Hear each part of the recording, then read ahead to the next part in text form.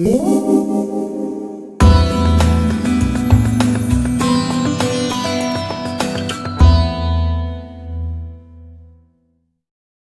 my name's Bill, and welcome back to Pause.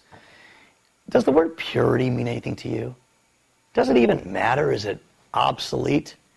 You know, there's a lot of kids in America today that grow up in a religious home, and their parents give them for their wedding ring a purity ring.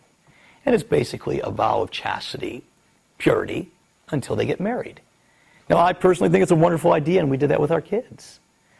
And yet, many people, when they hear the word purity, they say, man, you are just so irrelevant.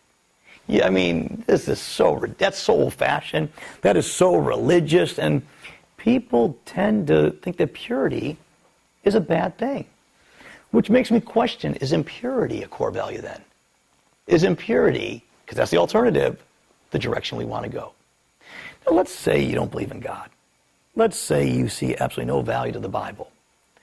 Is purity a good core value just to ward off venereal disease, to protect a child from AIDS, and maybe an unwanted pregnancy, or even the trauma of going through an abortion? There are so many valid reasons for purity, and here's what I know. The issue isn't, can you convince your child or yourself to be pure in body? It has to start with being pure in heart, really wanting to do right, not wanting to defraud somebody else.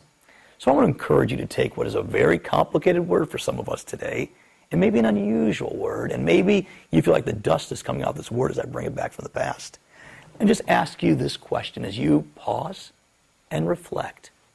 How important is purity?